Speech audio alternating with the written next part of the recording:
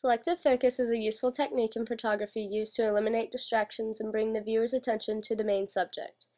In this video, we will review the key concepts that go into capturing selective focus photography, such as the mode, ISO speed, and f-stop.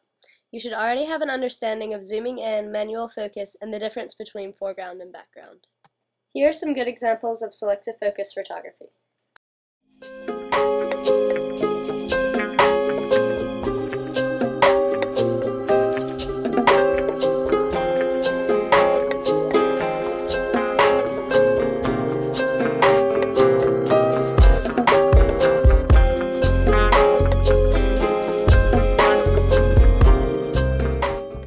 First, we're going to look at exposure control mode.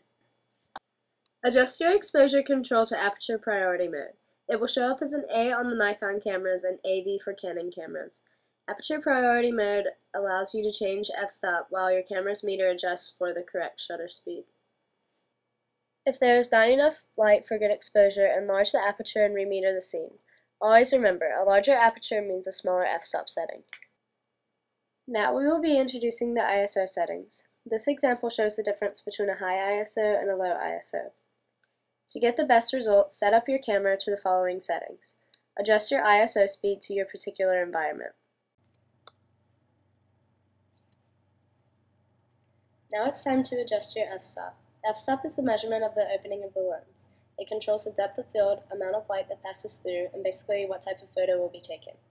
To achieve selective focus, enlarge the aperture to create a small depth of field. Take a look at this photograph before and after selective focus is applied. The picture on the left has a small aperture creating a large depth of field, while the image on the right has a large aperture creating a small depth of field. After all of your settings are correct, choose a subject to have as your main focus. Remember, the subject will be in focus and the background will be blurred. Selective focus works best when you are zoomed in on the subject to magnify details, highlights, and shadows. But you don't want to get your subject out of focus like the pumpkin in this example. Once your background has begun to blur, adjust the manual focus until you have your desired selective focus shot, like this pumpkin. The more you practice, the better you will get at selective focus photography. Use this tutorial to take selective focus photos with various settings in different lighting situations.